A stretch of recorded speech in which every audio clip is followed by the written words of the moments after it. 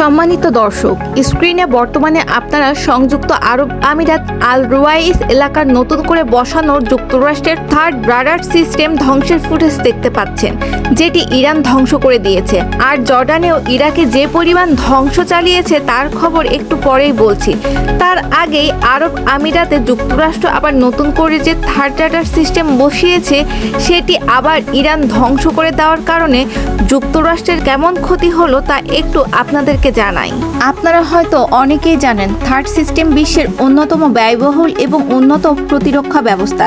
একটি সম্পূর্ণ third battery, যেটিতে 6টি লাউঞ্চার, 48টি ইন্টারসেপ্টর মিসাইল এবং একটি রাডার থাকে। দাম প্রায় 800 মিলিয়ন থেকে $1 বিলিয়ন বাংলাদেশি টাকায়, প্রায় 9,000 থেকে 11,000 কোটি টাকা।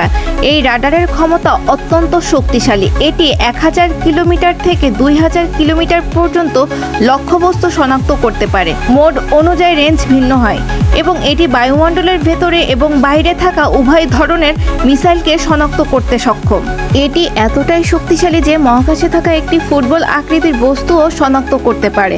দর্শক, এবার আপনি ভেবে দেখুন, ইরান শুধুমাত্র ড্রোন হামলা চালিয়ে যুক্তরাষ্ট্রের এই অপ্রতিরোধ্য থাই প্রতিরক্ষা সিস্টেম একবার নয়, পরপর দুবার ধ্বংস করেছে। এবার এই স্ক্রিনটা লক্ষ্য করুন। এখানে দেখা যাচ্ছে জর্ডানের ভেতরে অবস্থিত যে মুওয়াফাক সালতি এয়ার বেজ রয়েছে তার দৃশ্য দেখাচ্ছে। এটি জর্ডান রয়্যাল জর্ডিয়ান এলাকার ফোর্সের একটি বিমান ঘাঁটি, যা যদিও জর্ডানের মালিকাধীন, তবে যুক্তরাষ্ট্র ব্যাপক ভিত্তিতে এর নিয়ন্ত্রণ এবং ব্যবহার করে। দেখুন, এর পূর্বে যখন কাতারের ঘাঁটি সংযুক্ত আরব আমিরাতের ঘাঁটিগুলো অনেকটাই অক্ষত ছিল, তখন জর্ডানের এই ঘাঁটিটি যুক্তরাষ্ট্রের জন্য তেমন গুরুত্বপূর্ণ হয়তো ছিল না। তবে বর্তমানে এই ঘাঁটিটি যুক্তরাষ্ট্রের সবথেকে গুরুত্বপূর্ণ এবং ইরানের বিরুদ্ধে যে কোনো ধরনের হামলা করার জন্য একমাত্র বড় দাবার চাল। দেখুন, স্যাটেলাইট ইমেজ, ফ্লাইট ট্র্যাকিং এবং রিপোর্ট অনুসারে নিউ ইয়র্ক টাইমস বা financial Times, defence, security Asia ইত্যাদি তথ্যের দেওয়া তথ্য অনুসারে এই ঘাঁটিতে যুক্তরাষ্ট্রের প্রায় 60 থেকে 72টির মতো বিভিন্ন ধরনের যুদ্ধ বিমান এবং সাপোর্টিং বিমানের অবস্থান রয়েছে। F-35 থেকে শুরু করে F-15 strike eagle, A-10C thunder bolt কিংবা EA-18GG গ্লোয়ার বিমান রয়েছে।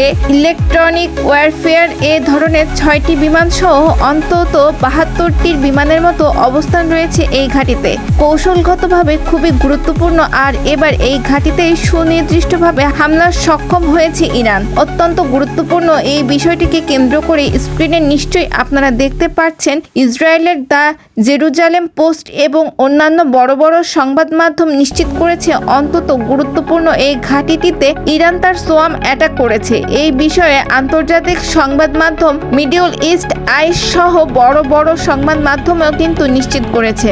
দেখুন, জর্ডানের যে ঘাঁটিটিতে হামলা করেছে ইরান, সেই ঘাঁটিটি কৌশলগতভাবে হরমুজ প্রণালীতে আক্রমণের জন্য খুবই গুরুত্বপূর্ণ ছিল, কারণ এই ঘাঁটি থেকে যুক্তরাষ্ট্র ইরানের কাছ থেকে হরমুজ প্রণালী অবরোধ মুক্ত করার চেষ্টা করেছিল। F-15 স্ট্রাইক ইগল যুদ্ধবিমান ব্যবহার করে এই হরমুজ প্রণালীর কাছাকাছি গিয়ে ইরানের উপকূলে হামলার চেষ্টা করেছে যুক্তরাষ্ট্র, এমন শোনা যায়। আর এই প্রচেষ্টায় যুক্তরাষ্ট্রের আরও একটি F-15 স্ট্রাইক ইগল সরাসরি হামলা করে ভূপতিত করার দাবি করেছে ইরান। ইস্যুটিকে কেন্দ্র করে তারা একটি ভিডিও ফুটেজ প্রকাশ করেছে।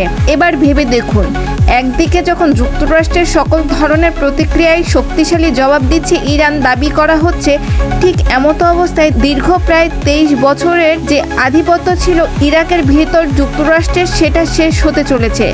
আগামী 24 থেকে 48 ঘন্টার ভেতর দ্রুত সময়ের মধ্যে ইরাকের ভেতর সর্বশেষ যুক্তরাষ্ট্রের যে নাগরিক রয়েছে তাকেও কিন্তু এই ইরাক ত্যাগ করতে নির্দেশ দিয়েছে যুক্তরাষ্ট্র, যেটা একটি নজিরবিহীন ঘটনা। কারণ ইতিপূর্বে ইরাকের নেতারা বারবার যুক্তরাষ্ট্রের সরকারকে অনুরোধ করেছিল ইরাক থেকে তাদের অবশিষ্ট সৈন্য প্রত্যাহারের জন্য, কিন্তু যুক্তরাষ্ট্র গত 15 বছর ধরে তাদের গায়ের জোরে ইরাকি নেতাদের অনুরোধের কোনো পাত্তা না দিয়ে উল্টো ইরাকের এরবিল সহ আরও কয়েকটি জায়গায় তাদের ঘাঁটি সম্প্রসারণ করছিল। এখন ইরানের হামলা সইতে না পেরে আগামী 48 ঘন্টার মধ্যে ইরাক ছেড়ে পালানোর জন্য তৈরি। দর্শক, ইরান যুদ্ধের গুরুত্বপূর্ণ আপডেট পেতে লাইক, কমেন্ট করুন এবং চ্যানেলটি সাবস্ক্রাইব করে রাখুন। আল্লাহ হাফেজ।